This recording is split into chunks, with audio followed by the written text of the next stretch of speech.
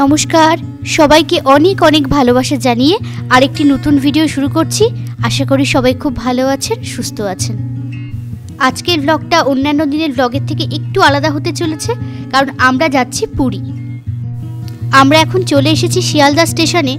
না, আমাদের শিয়ালদার থেকে ট্রেন নয়, ট্রেন আসলে আমাদের হাওড়া থেকে, তাই শিয়ালদা থেকে আমাদেরকে আবার হাওড়া যেতে হবে। প্রথমে আমরা ভেবেছিলাম যে শিয়ালদা থেকে হাওড়া পর্যন্ত মাটির তলা দিয়ে যে মেট্রোটা হয়েছে সেটা করেই যাব, কিন্তু আমাদের এত পরিমাণে লাগেজ হয়ে গেছে, সেই জন্য আমরা এখন ভাবছি আর মেট্রো করে যাব না, এখন ভাবছি আমরা উবেরে করেই যাব।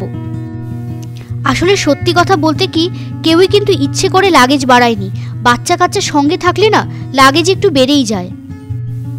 এই যে যাকে দেখছেন পিঙ্ক কালারের ড্রেস পরে, ও আমার ছোট্টবেলার বান্ধবী যুথিকা। তো যথারীতি আমরা উবেরে উঠে পড়েছি শিয়ালদা থেকে হাওড়া যাওয়ার উদ্দেশ্যে। শিয়ালদা থেকে যাত্রা শুরু করেছি, গন্তব্য আমাদের হাওড়া।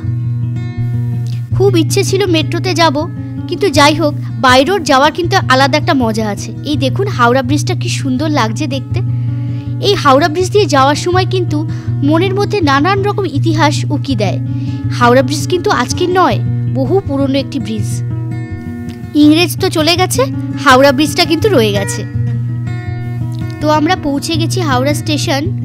এখন গাড়ি থেকে নামবো, তারপর হাওড়া স্টেশনের ভিতরে ঢুকতে হবে। এই যে এটা হচ্ছে এন্ট্রান্স। এই যে আমরা ঢুকে পড়েছি হাওড়া স্টেশনের ভেতরে। দেখেছেন কি সুন্দর জাঁকজমকপূর্ণ একটি স্টেশন। বাড়ির থেকে বেরোনোর সময় আমার মনে হচ্ছিল আমি যেন একা একাই ঘুরতে যাচ্ছি, কিন্তু এখানে আসার পর মনে হলো একা কোথায়, এখানে তো অনেক অনেক লোক। প্রত্যেক দিন এই যে এত লক্ষ লক্ষ মানুষ যে ঘুরতে যায়, এটা ভাবলেই কিন্তু একটা অবাক লাগে, তাই না? আর এই দেখুন আমার মাম্মাম কি সুন্দর তাকিয়ে আছে, দেখেছেন? খুব মজা হচ্ছে ওর।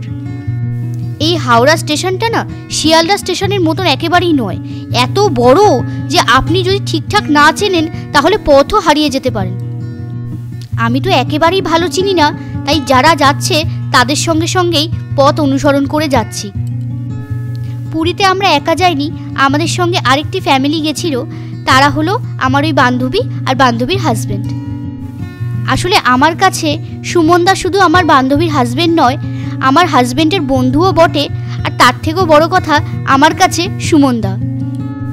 যাই বলুন, কাছের বন্ধুদের সঙ্গে ঘুরতে যাওয়ার মজাই কিন্তু আলাদা। তো অনেক খোঁজাখুঁজির পরে অবশেষে আমরা একটা বসার জায়গা পেয়েছি। এই হলো আমার বান্ধবীর ছেলে, আর এই হলো আমার মেয়ে। আর আমাদের সার্থক বাবুর নাচটা একবার দেখুন, কি সুন্দর নাচছে, দেখেছেন? আমি তো আমার বান্ধবীকে বলেছি তুই তোর ছেলেকে নাচে ভর্তি করে দিস। নিজে নিজেই খুব সুন্দর নাচ করে, জানেন? আসলে কিছু কিছু প্রতিভা বুঝি মানুষ জন্মসূত্রেই পায়। এই যে আমাদের ট্রেন দাঁড়িয়ে আছে, এই ট্রেনটি আমাদেরকে নিয়ে যাবে পুরীতে। এই ট্রেনটির নাম হলো পুরী এক্সপ্রেস। এই ট্রেনটি করেই আমরা পুরীতে পৌঁছবো। আর দেখুন ট্রেনে উঠেও পড়েছি আর খাওয়া দাওয়াও শুরু করে দিয়েছি। আমি একটু ভাত আর মাংস করে নিয়ে গেছিলাম, আর আমার এই বান্ধবীটা রুটি আর সঙ্গে করে কিছু মিষ্টি নিয়ে এসেছিল। আসলে কি বলুন তো, বাচ্চাগুলোর না বড্ড খিদে পেয়ে গেছে। সন্ধ্যে থেকে তো দৌড়ঝাঁপ কম হলো না, আর তাই জন্য সন্ধ্যেবেলাটা ভারী কিছু টিফিনও খাওয়া হয়নি।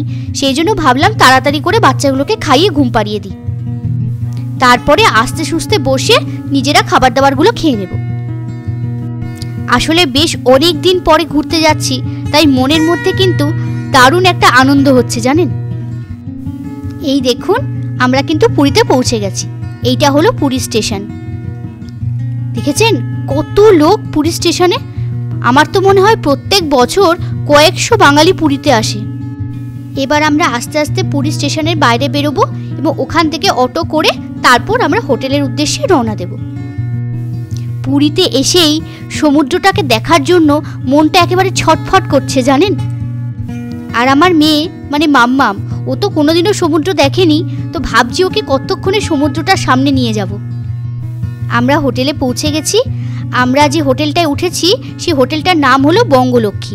এই হোটেলটা একেবারে স্বর্গদ্বারের কাছেই, আর এই হোটেল থেকে সমুদ্রটাকেও খুব সুন্দর দেখা যায়, জানেন? আজকের ব্লগটা তবে এই পর্যন্তই থাকলো। দেখা হবে আরেকটি নতুন ব্লগে। সবাই খুব ভালো থাকবেন। ভিডিওটা ভালো লাগলে একটা লাইক করে দেবেন, আর পারলে আমার চ্যানেলটাকে একটু সাবস্ক্রাইব করে দেবেন।